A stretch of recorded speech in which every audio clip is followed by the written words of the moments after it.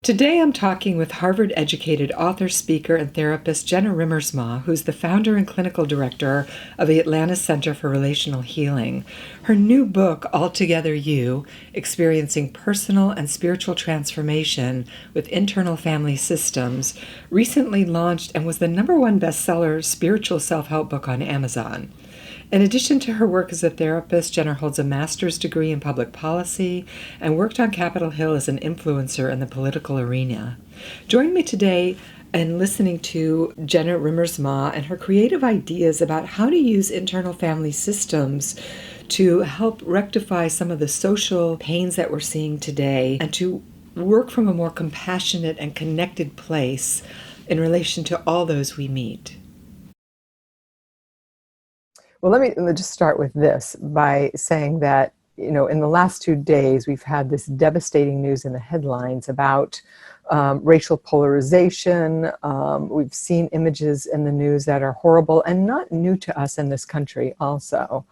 And our current approach to race relations is not working. It's never worked. There's this gross bifurcation and separation and segregation. And so I'm curious about how your new book, Altogether You, which is a great title, by the way, for the work you're doing, how it can inform and help us think about what's going on today.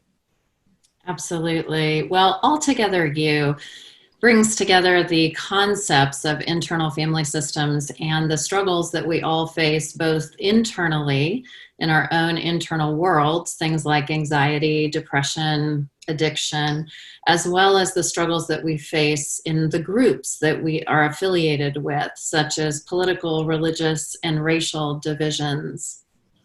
And can you just define for our listeners what internal family systems is, because not everybody knows what that is?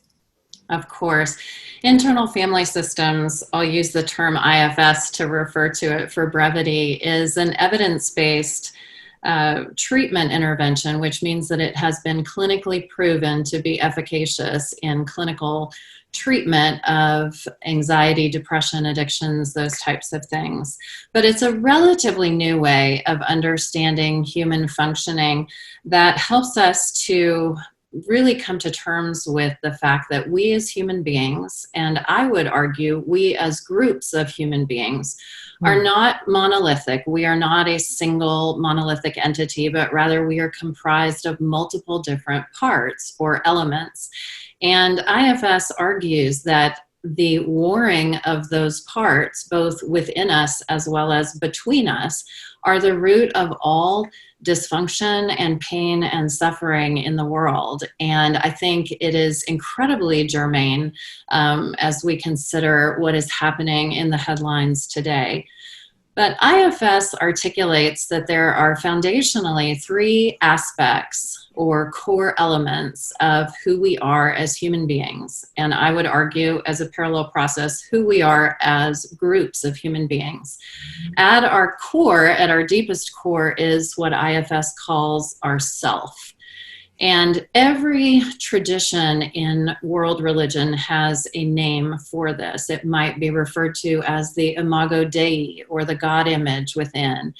Our Hindu friends refer to this as Atman. Sometimes it's called Buddha, or prana, or chi, or flow. So there is this sense that at our core, who we truly are is authentically connected to a divine essence, a universal flow.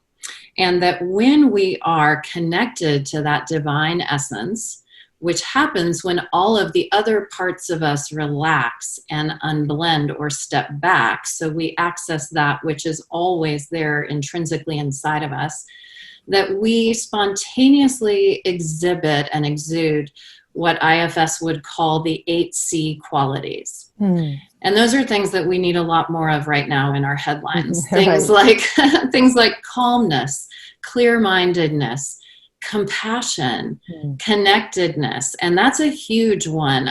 There is no sense when we are in our core self of me versus you, Right. or us versus them, or in group and out group.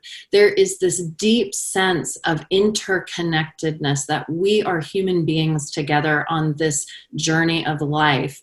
And if there is any enemy, it is the enemy of trauma that has come against us as human beings, but that we are fellow journeyers and travelers throughout life.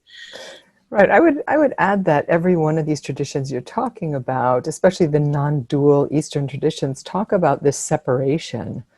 And when we create separation, that's when we create suffering.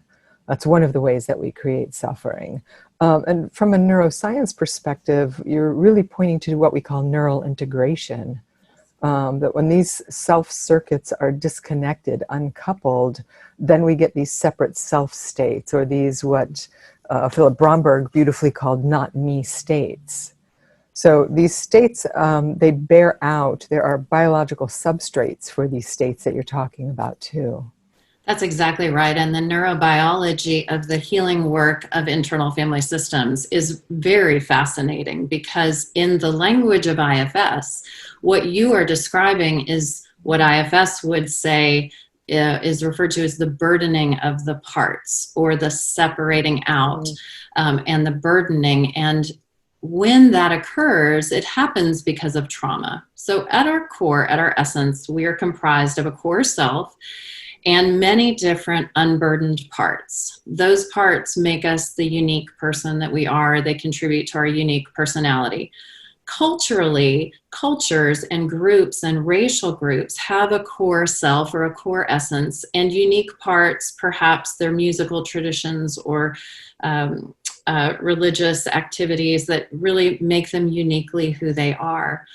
And those are beautiful and unburdened. But what happens is when we experience trauma, any type of trauma, capital T trauma, from addiction and abuse and neglect and violence, all the way to lowercase t trauma, the traumas that are less obvious, we develop parts called exiles that become burdened, and they lose access to their essential core qualities because they're overtaken by these burdens. And those burdens hold things like shame and fear and powerlessness, and a sense that my feelings and needs don't matter, or I have no agency, I have no voice. And when that happens, other of our parts become burdened to try to protect us from that pain. And IFS would say that there are two types of protective parts. One are the managers that are proactive, and the other are the firefighters that are reactive. And the proactive manager parts are parts that try to prevent the pain of our exiles from ever getting activated. So as individuals, that might be things like people pleasing, control, doing everything perfectly. I articulate one type of a manager called a spiritualizer manager, which tries to do it right in the name of God, but is not really our core connection to the divine. But inevitably, because those parts are burdened, they may help the pain to be better in the short run, but 100% of the time in the long run, they make the pain worse. And when that happens, our reactive managers, or our reactive protectors have to jump in. And those are our firefighters. And those are a lot less desirable behavioral parts. These are things like all of the addictions: alcohol, drugs, sex, shopping, eating. These are things like suicidal ideation, homicidal ideation, self-harm, dissociation. And just as we as individuals have these proactive and reactive parts that try to protect us from pain, we also as groups have proactive and reactive parts that are burdened, trying to help us with pain. And similarly, when we are acting as a culture, or as a racial group, or as a political party, or as a religious organization, out of burdened parts, we can know that we are only ultimately making the pain of our cultural exiles, our racial exiles, worse and not better, and therefore exacerbating the polarizations in our communities. And that's why the insights of IFS really are so applicable to the headlines that we are seeing today. So interestingly, I'm translating this through the lens of neuroscience as you're speaking, Yes. and we know that the left brain is very linear, it's highly critical, it's a defense against deeper affect and pain, and certainly is, a party to pathological dissociation, which is really a disconnect between, the high right cortex and the lower limbic areas. And so this system sounds like it's had a way of defining all of this in language that people can really relate to, and start to be aware of internally, to see how these different aspects, which are a whole host of neurochemical and visceral reactions, sort of come to be alive in a certain way. So that's really interesting to me too. So how would you say then this system or way of thinking, I'm very curious in the way you're thinking about it because it's expansive, how you think this system can help with social justice and conversations that are constructive for change, how this would be used by our, local political leaders and global leaders.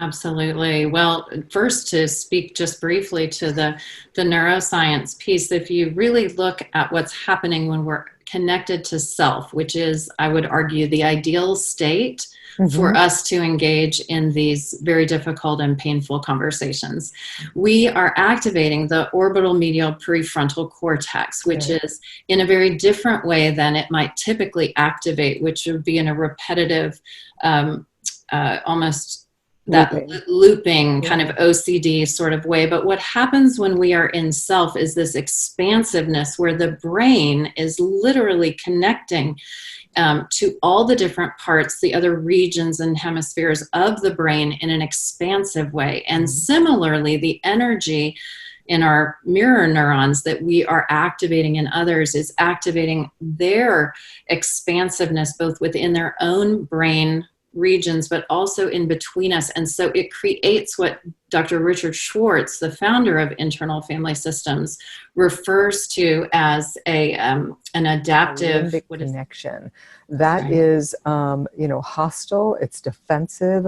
We're both ready for war because, as Stan Tatkin says, our brains are wired for love and war. And so as long as we're, in this limbic base state, we're going to get the kind of conflict and division that we're getting now. But if you and I meet in this open-heartedness, in this integrated, suspended place of possibility, then we're both actually co-regulating each other and down-regulating the activated fight state. And now there's a possibility of meaning. And that's really challenging because of the level of really distortion, the fear and the hatred of other right now. And so I'm just curious more and more about, how we would start to intervene, because it feels like we're in an inflection point right now, with all of what's going on between the virus and the racial tension, and we're trying to evolve, I think, to something bigger and better. That's right. But we need leadership, and, where do we begin besides at home? Exactly. Well, I would argue precisely there. It must begin within each of us before we can take it outside. And what I mean by that, and I unpack this much more in the book, but for the sake of the limitations of a singular podcast, I would argue that there are two immediate takeaways from IFS that we can use to really change and use this inflection point to bring our own self-leadership into a courageous voice into these difficult conversations. The first point that I would make is take a U-turn. And the second point is speak for and not from. So again, I've written the book to be very, very readable by non-clinical individuals. And so my takeaways are very kind of basic. But what I mean by take a U-turn is asking ourselves the question, before we engage in the arena, what is coming up in me? Because when we are not in self, our energy is going outward toward another person. It may be going outward in hatred or fear or anxiety. It may be going externally to want to change someone else's behavior or get them to stop or start doing something. But before we can effectively engage in this conversation, we must take a U-turn and ask, what is coming up in me? And the way that we do that, I call it a spiritual MRI, is we ask the magic question of ourselves, what am I feeling toward fill in the blank?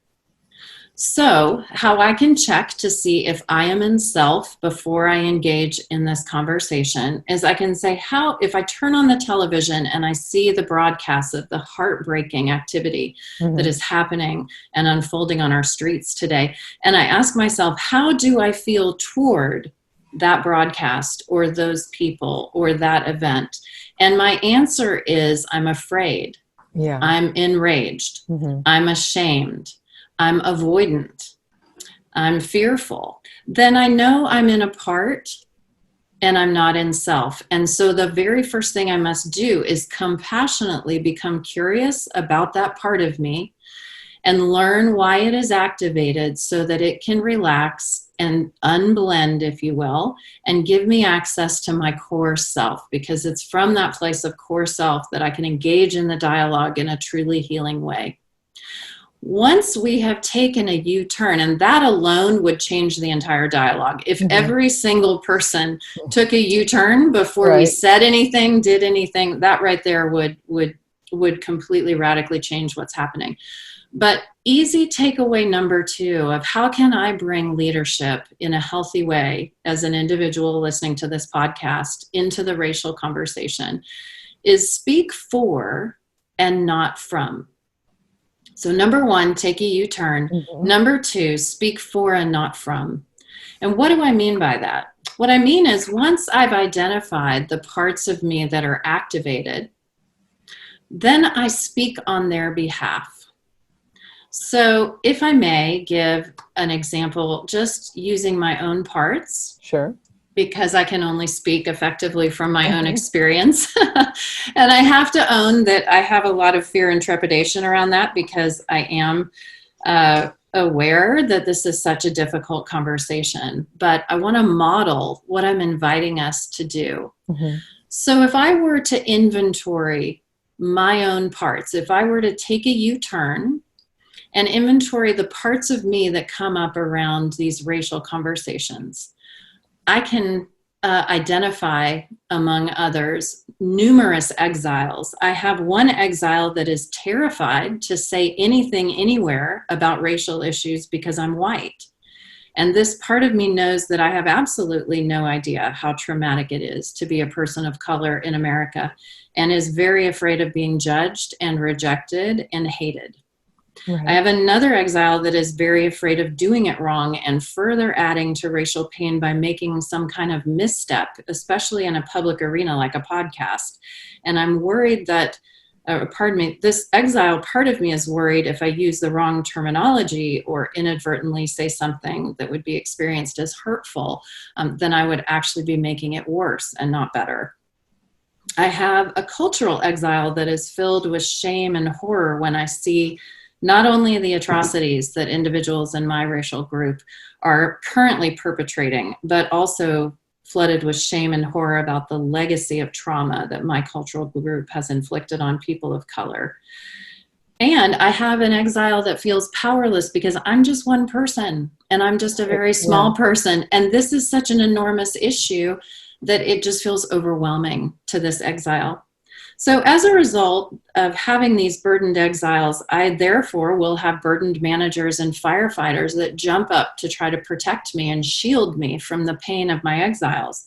I have one manager that would like me to avoid the topic entirely. Sure, of course. So, Right. and I think in my cultural group, this is a strong one. When a news show comes up, this manager wants to turn off the television and say, let's just not watch that. That's really unpleasant. There's nothing we can do about it. Let's not talk about it. Right, but that is also what white privilege gives us. White privilege allows us to turn off the television and not think about it or talk about it. I don't want to get involved. That's right. And notice that that is a burdened manager. It is very burdened, yes. And it's very different than my essential self. If I can be compassionate with that avoidant manager that I have of white privilege that wants to turn it off.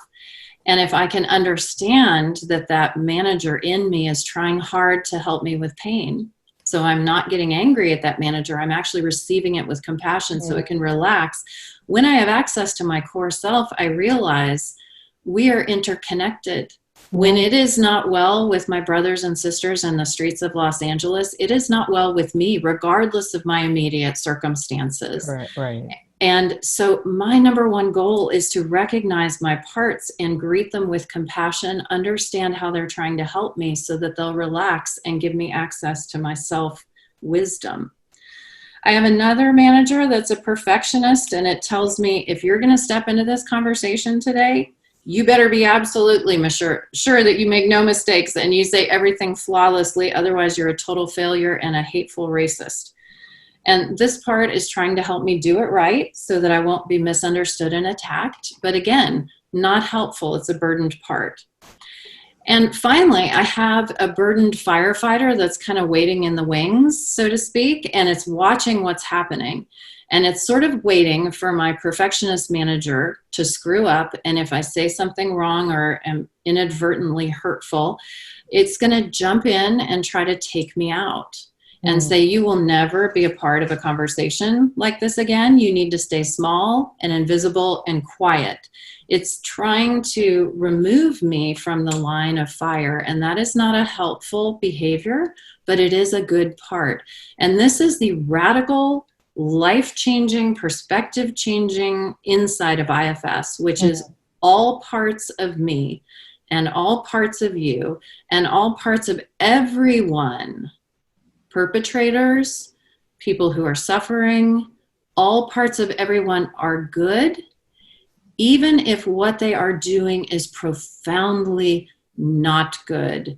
And that allows me to see through their behavior to the core essence of who they truly are and receive them with compassion and curiosity and courage. And that's the self-energy that we need to have to bring to this conversation to change the game.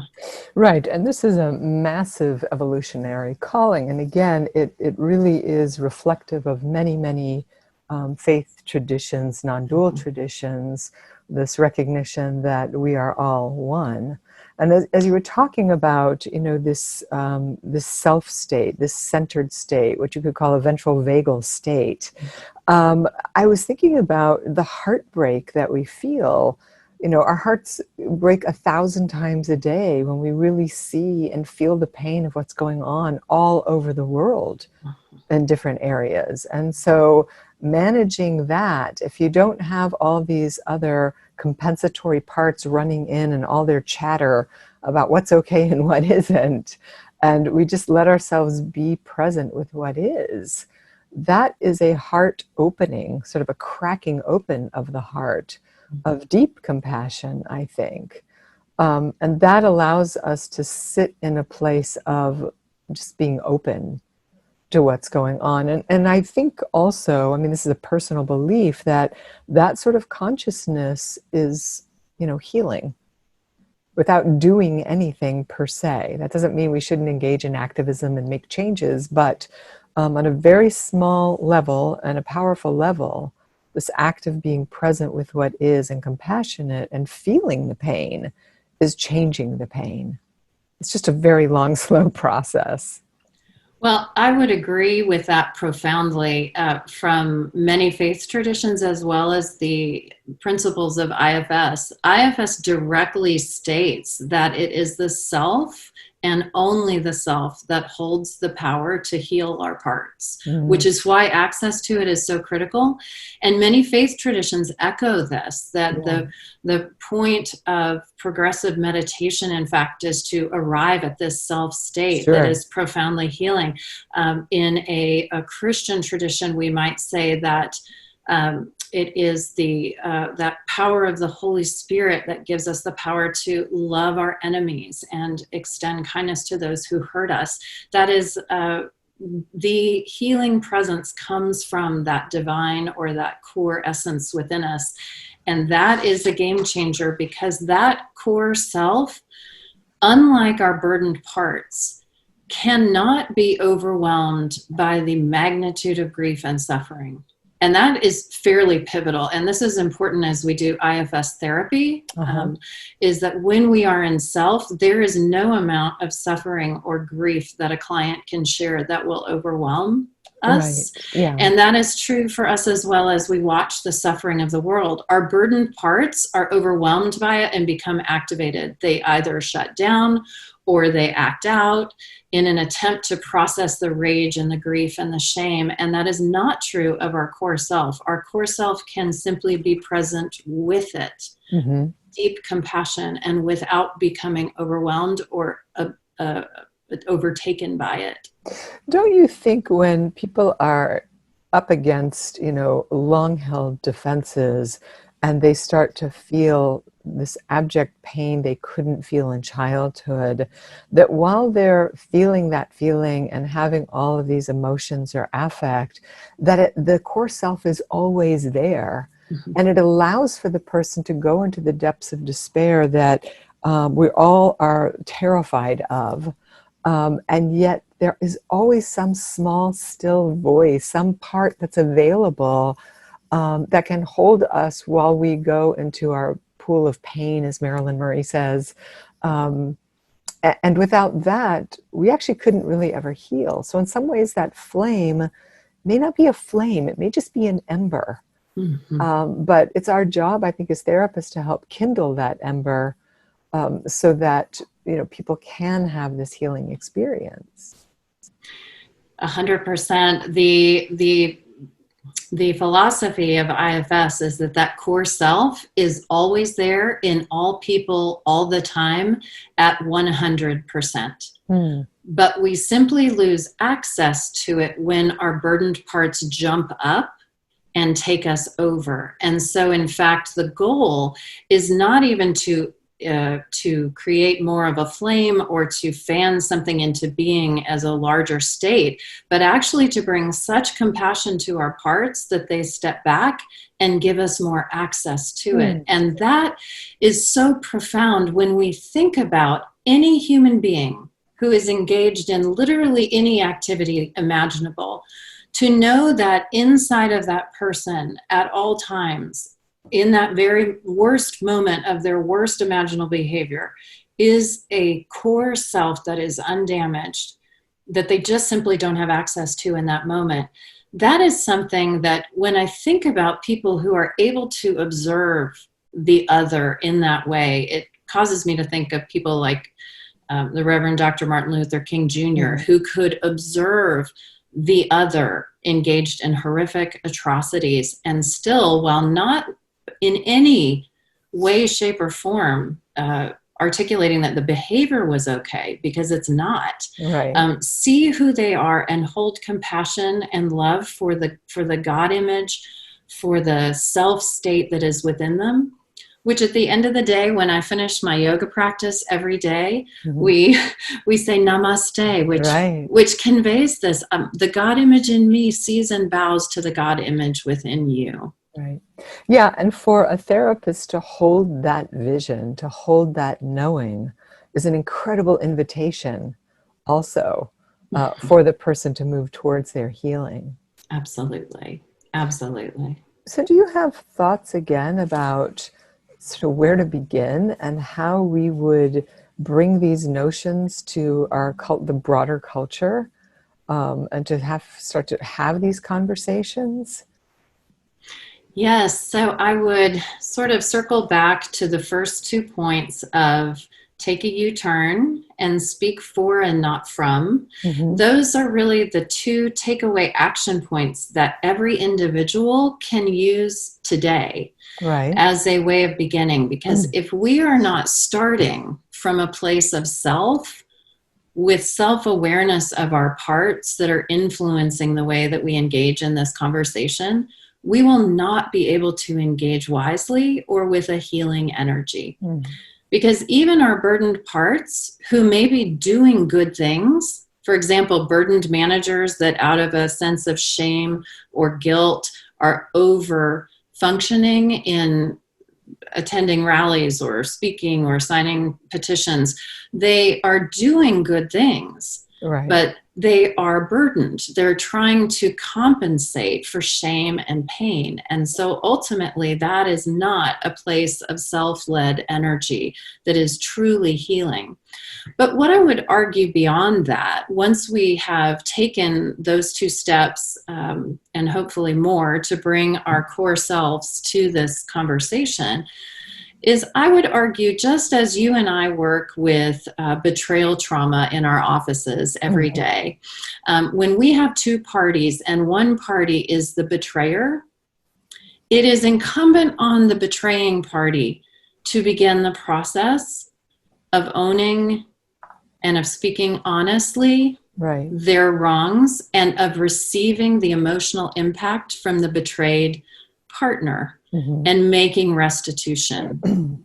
So I would say, similarly, the parallel process with us in racial conversations, those of us who are members of the dominant majority, who have been a part of the group that has inflicted the majority trauma, it is incumbent on us to show up in these conversations with initiative, to stand into the conversation first with self-openness and compassion, and to say to people, I own that I have no idea what it is like to be you.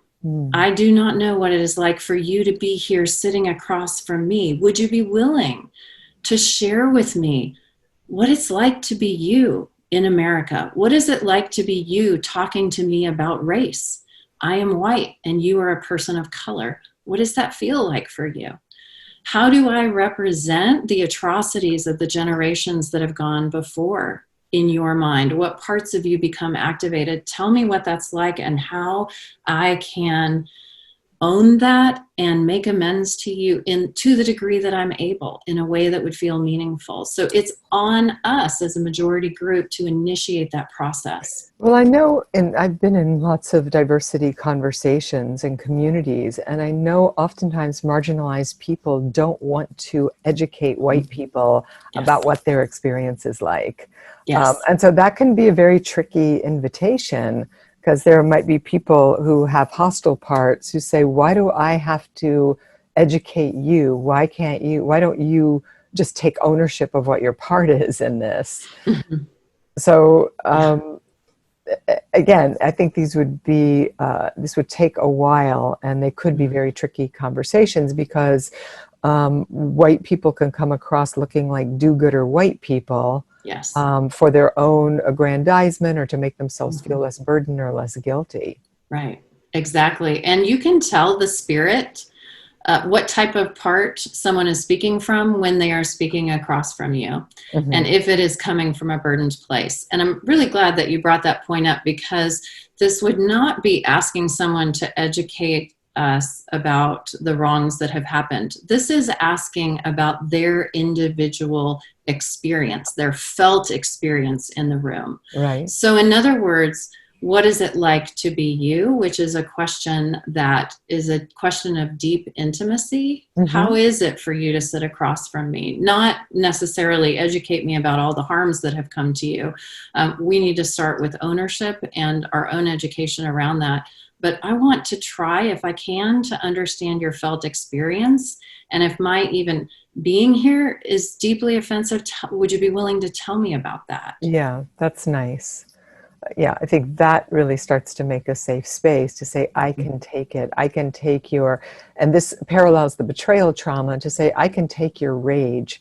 I can take your dislike of me Mm-hmm. because I did this to you. Mm-hmm. And maybe I personally didn't do it, but my group, my white cultural group did this to you eons ago. And yet we've never made restitution to the African American community Mm-hmm. ever.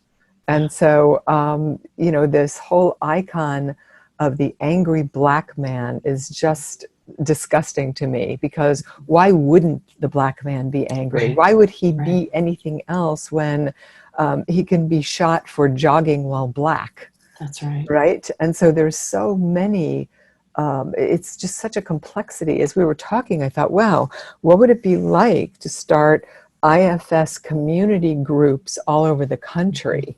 And how would you create a network of starting to invite a conversation, even if it was on Zoom now, so people don't have to leave their houses, where people can just sort of show up and be in these conversations for change, or people of color can listen to white people grapple with all of our guilt, our shame, our paralyzation around why we don't do anything, why we're not doing better. Mm-hmm. And of course, ultimately, this comes to leadership.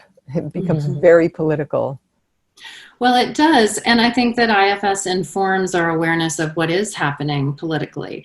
Because when we realize that the more burdened our cultural exiles are, the more burdened our cultural managers and firefighters must necessarily be, that 100% explains the increasing polarization of our political leadership and our communities, because the greater the pain of the cultural exiles, the greater the activity of the unhelpful protector strategies that our political leaders will have to engage in. And so what might otherwise appear to be a rather baffling and inexplicable political experience unfolding before us begins to make a tremendous amount of sense when we recognize what's happening from a parts awareness using IFS principles politically. Can you say more about that, more sort of explicitly? Absolutely. So if I am an individual, this may take just a moment to explain, but bear with me, because I'm really articulating a parallel process that is difficult to grasp. But our parts function the same way inside of us as individuals and inside of our groups. So if I am a human being and I have experienced a trauma, and I have developed, as a result of that trauma, an exile that feels, let's say, shame, powerlessness, and fear, I will then develop a burdened manager or a burdened firefighter or a host of them to cope with that. So one way that I might cope with that shame is to cut myself off from people who could activate that shame. So I might isolate, or I might cut off or avoid. Another way that I might cope with that is to become very narcissistic. I might become very self-aggrandizing and draw lots of attention to myself to try to overcome that. I might become very abusive verbally. I might lash out because I'm trying to compensate for the pain. That part of me, that burdened part, is trying to compensate for the pain of those exiles. So similarly, in the way that might happen inside of an individual, we also see that parallel process happening in communities. So if, as a community, generationally, we have a legacy, we have cultural, racial, exile legacies that stem from things like slavery, chronic poverty, and violence in communities. Now we have racial, cultural exiles that are burdened with things that are very similar to our individual exiles, like fear, powerlessness, hopelessness, a sense that no one will be there for me. And so culturally, our leadership within the culture then takes on those extreme burdened roles as a direct reflection of the burdening of the cultural exiles, just as happened internally for me as an individual. So what we will see is the more cultural pain we have, the greater the pain of the cultural exiles, the greater the unhelpful coping of the in this case, what we're discussing, the political leadership or the political parties may engage in very similar behavior, cutting off, building walls, Right. narcissism, aggression, lashing out, minimizing, denying, us versus them. Those types of things are going to escalate to the degree that the pain of the exiles is unaddressed. So to the degree that we have not, as a dominant culture, made any type of amends to our brothers and sisters of color, that will continue to polarize and escalate. And so as we look at kind of political polarization, and at least I do, become very, let's say, curious about how we have come to be where we are, it begins to make sense when we look at it through the lens of polarized parts. Yeah, and the divide keeps getting more and more extreme, and then it Yes. leads to violence. Yes. Which just perpetrates the cycle of trauma all over again, like a whole new generation of it. Exactly. And I think, for those of us that are sort of empathic or open-hearted or grounded in ourself, it just becomes writhingly painful to even listen to the news. And for me, I start to feel even increasingly more helpless in the face of that. And so that's why I wonder sometimes, like, where is this headed? And how do we intervene on it now? We always intervene on things, it seems like, as human beings when we're just in so much pain. It's like an addict who has to hit bottom before they get better. We don't seem to be motivated towards pleasure, towards sort of rectifying something, as much as we are as getting out of and escaping pain. That's right. And I love what you shared, that the more painful it becomes and the more difficult and overwhelming it is to watch what's happening on the news unfolding in front of us, the more overwhelmed and powerless we feel, and the more our burdened, just, there's nothing I can do, let's shut down parts jump in. And so when we can become aware of that, we simply bring our self-energy to those parts of us. Now, that may sound really counterintuitive. How is it that me engaging more compassionately with an other requires me to start with engaging more compassionately with myself? Well, of course. Yeah. That seems very narcissistic and counterintuitive, but the reality is, if I cannot compassionately engage my hopeless part and the part of me that just has no idea what to do and so gets frozen, I have no prayer of compassionately connecting with the other who is being traumatized on those news screens. Sure. So in a very counterintuitive way, I must extend that compassion and care to my own parts first so that I can gain self-energy. And my self-energy will not be overwhelmed with that. It is not part of the quality of self to be overwhelmed and shut down. And so when I gain access to my core self, I suddenly become deeply courageous, curious, connected, and that is the place from which I can speak. If I'm called to speak toward justice, or if I'm called to help articulate boundaries for righteousness, or if I'm called to go to my neighbor who is a person of color and ask if I can shop for groceries for them. It does not have to be a big dramatic action, although we would like it to be oftentimes, because when we feel so hopeless, we feel like a huge action is needed.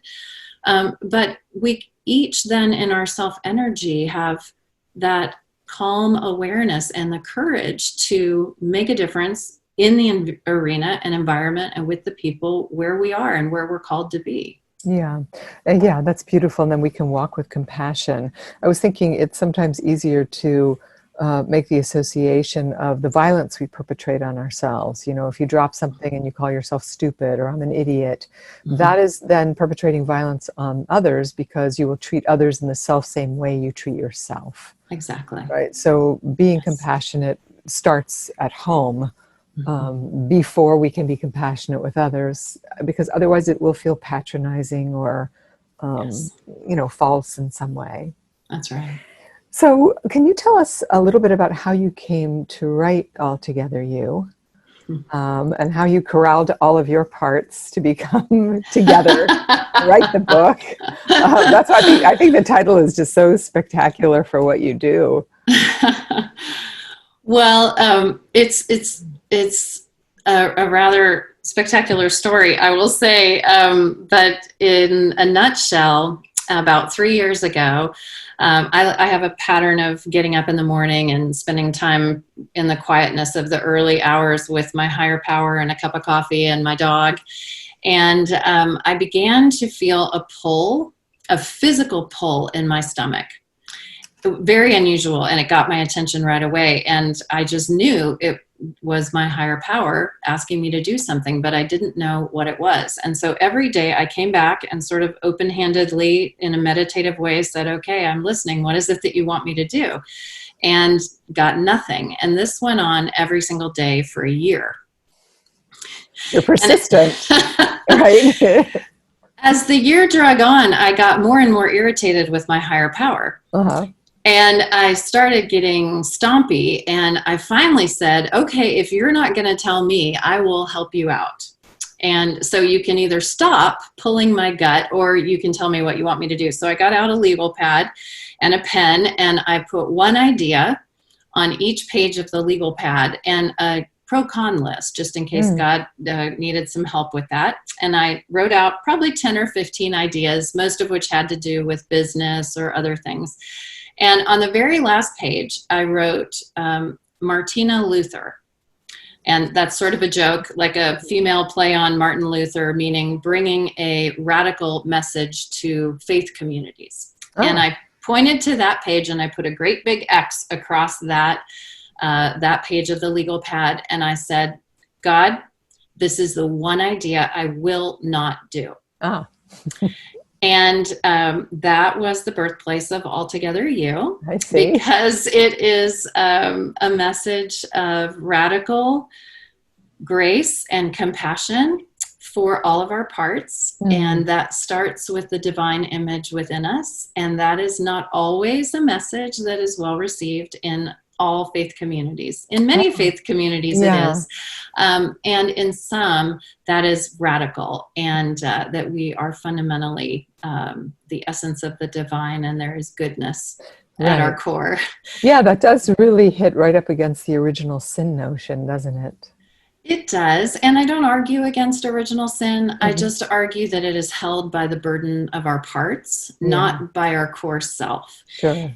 And that's fairly radical for a lot of theological perspectives. And so it started there, and really bringing a message of compassion and grace and healing to our faith experience, and particularly to people who've been wounded by faith communities, wounded by struggles, mental health struggles, with struggles politically, spiritually, socially, racially.